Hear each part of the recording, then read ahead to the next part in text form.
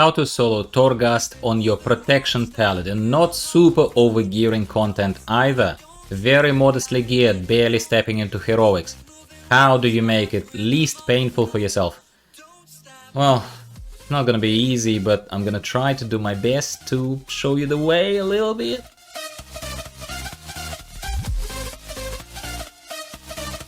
Hello my friends, welcome back to the channel. I am Gyro, I'm your host here. We're talking about Protection Paladins. If you've been with me for a while, over the whole past year or whatever, you would know that Protection Paladins are very dear to my heart, especially they were in BFA. Protection Paladin practically was my only tanking class of choice. Yes, I tanked on Blood Death Knight, I tanked on everything, but I genuinely love Protection Paladins, absolutely love them. So today it's time for me to blow the dust off my Protection Paladin, come here. Blow the dust off my Protection Paladin and take him through Torghast. As you will see in a minute, it's very hard for me to align the narrative with exactly what is shown here, but I always do my best, as you know. You will see that I've unlocked the tower up to layer 4 on Protection. I'm not gonna be using the footage from the higher tiers because I didn't record it, and for this footage I did not go into tier 4 or whatever, into layer 4, simply because I know what waits for me there. It's gonna be slow. It's gonna be very slow if I want to succeed. So instead I'm just gonna do it nice and easy, layer 2. This is what we're gonna be looking at here in the background. Now, what to expect as a Protection Pally when you go into Torghast? Well, first of all, your biggest challenge is gonna be boredom. That is gonna be your biggest challenge, boredom. There is generally no fun in Torghast. It is a subjective opinion, but it is the most unrewarding yet central experience of World of Warcraft Shadowlands, which I am continuing to talk about, not in a toxic way, but I'm not complacent and I'm gonna be continuing to talk to hopefully at one point the right ears who will, or ears and eyes, who will catch this video and who will be able to say, you know what, let's just give them something, the casuals, otherwise they'll just leave us, which is exactly what will happen to this game. Okay, so the run will take about half an hour. It will be boring, there will be nothing exciting about it, but at the same time there are ways to do it better, I suppose, and that's probably what my tips are gonna try and focus on. So it's Pally specific. If you have not watched my video about fairly lengthy and very in-depth kind of video where I was talking about how to solo Torghast as a hunter, please watch that. It might give you, I was talking about hunter specifics there, but I was talking also about more things Torghast. So if you're generally collecting facts and sort of trying to arm yourself with as much information as possible, that might help you. I'm not gonna say it will, but I'm gonna say it might. I will be repeating some stuff in this video as well. Now, generally as a Protection Paladin, what can you expect? You can expect that you'll be much harder to kill. You'll be much harder to kill, but you still need to play smart, because if you get too cocky or too impatient, which is both very possible in this particular case, it's possible to start feeling both, you will be in trouble, as I got into trouble at one point here. I died, and I didn't even edit that part out because I wanted you to see that if you pull too much, if you forget that the mobs CC, especially in cold hard interstitia that can burn in hell, as far as I'm concerned, there are some mobs that, especially multiple mobs, that are casting fear, and they will CC you with fear, basically. You will, and when there are multiple mobs, you cannot keep all of them, even as a paladin with Avenger Shield, you cannot keep all of them shut up, You cannot keep all of them silent. That is the problem. Alright, so as far as my talents are concerned that I pick for Torghast, I pick Holy Shield. I play generally as passively as I can, and by that I mean I pick talents that don't give me extra buttons. That is, again, I'm telling people who probably don't know that well how I play. Holy Shield for extra block and for blocking of the spells, always good. First Avenger to boost my primary damaging ability, shield, yes. Blinding Light that I always forget to use, but it's good for AoE trouble, so I probably, maybe, speculatively wouldn't have wiped in one place here in this video if I actually remembered that I have taken Blinding Light. Be better than me. I'm pointing it out so that you are better. Cavalier for mobility, practically not negotiable, you want mobility. Divine Purpose for an extra occasional free of charge ability cast, wonderful, yes. Hand of Protector heals a lot more with this kind of setup, you need to take it, and Righteous Protector is optional talent, but recommended, I would recommend that. Now, selection of Anima powers, so naturally as you go through Torghast, Anima powers are gonna be dropping from the end boss of the layer, of the level. You know, getting some stuff from random mobs, getting some stuff from those broken jars, Ashen Phylacteries. I had better runs than this one that I decided to record, which is a bit of a shame, but I'm going to talk about it anyway. So I actually didn't have any particularly exciting abilities that I'll be like, oh, look out for this one.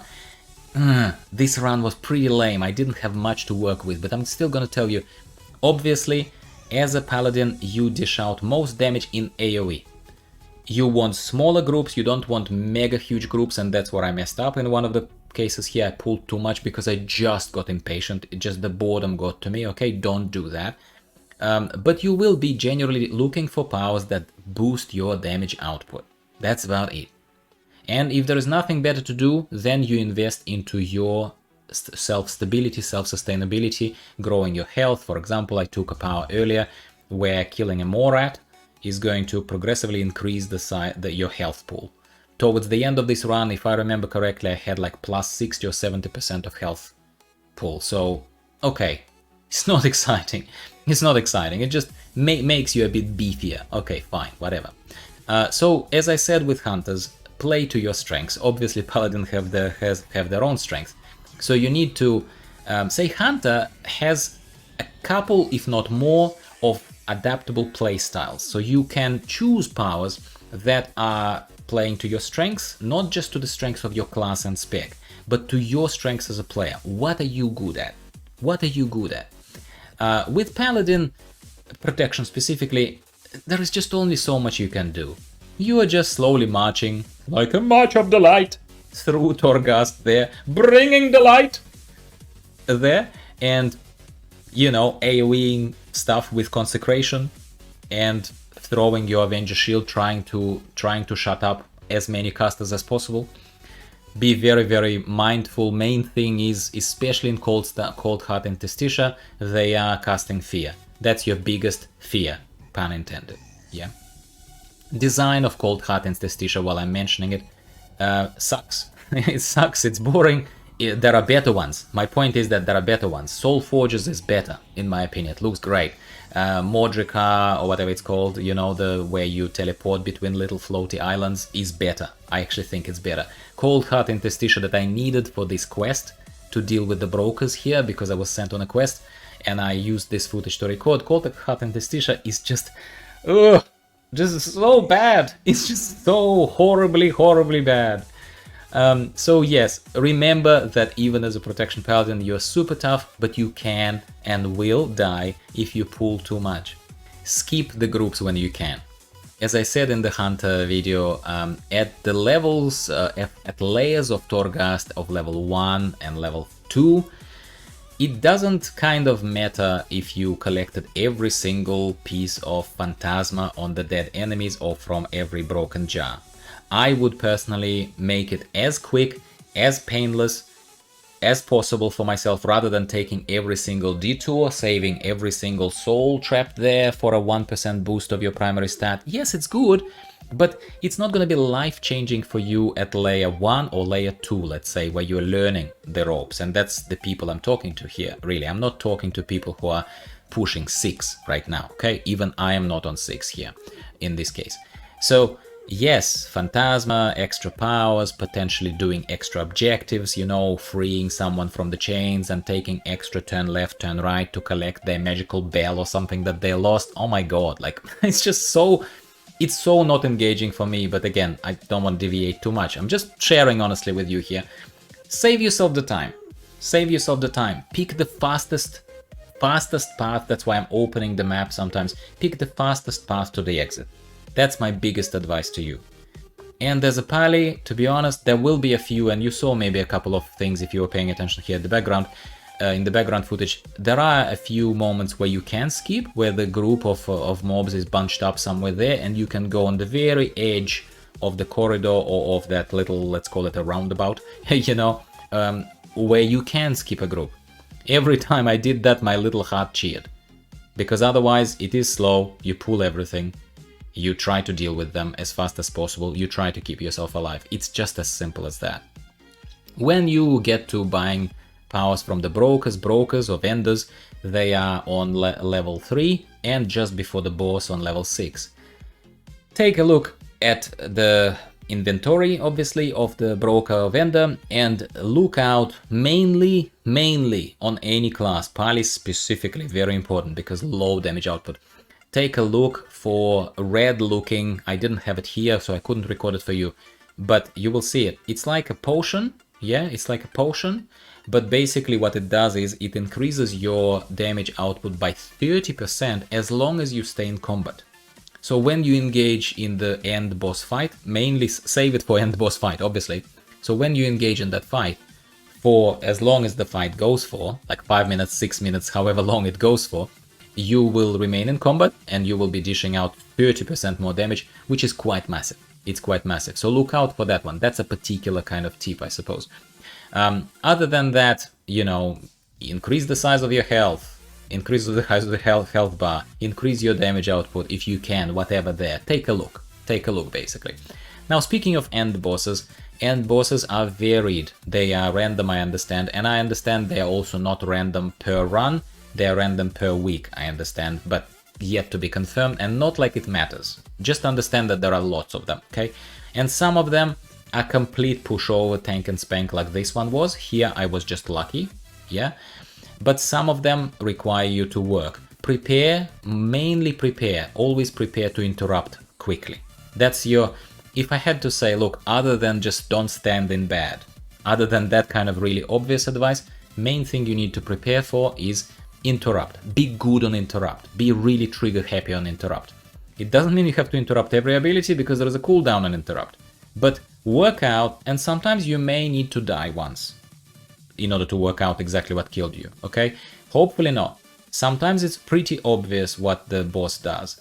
One boss that I again gave that boss as an example in my Torghast for Hunters video.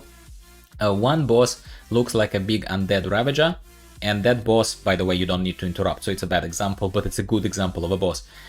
Is fairly unique.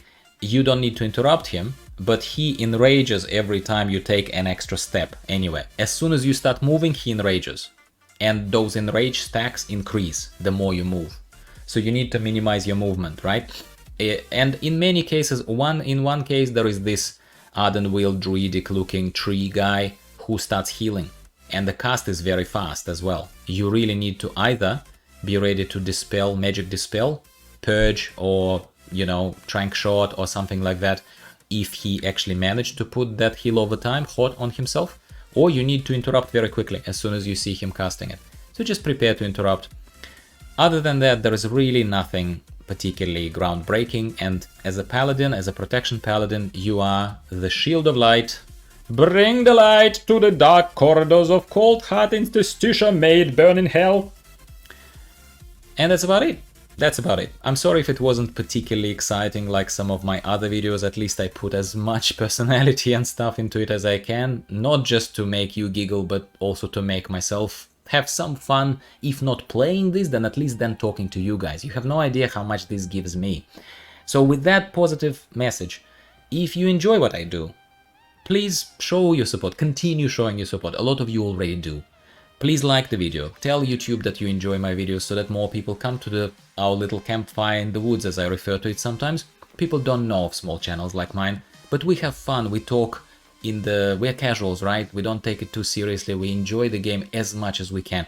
And when I say to you that I don't like Torghast, this and that, I hope it doesn't come across negative. I'm just being honest, and it's democratic enough that as long as we are respectful towards each other, please tell me what am I missing, or how do you enjoy it? How do you manage to enjoy it? Because I always welcome different opinions, as long as people are not toxic towards me or each other, because I don't tolerate that. I block people instantly. I don't negotiate with terrorists. I'm like Israel. Did you know that Israel has that policy? Anyway. Alright, thank you very much for being with me today. More videos are coming to you twice a week.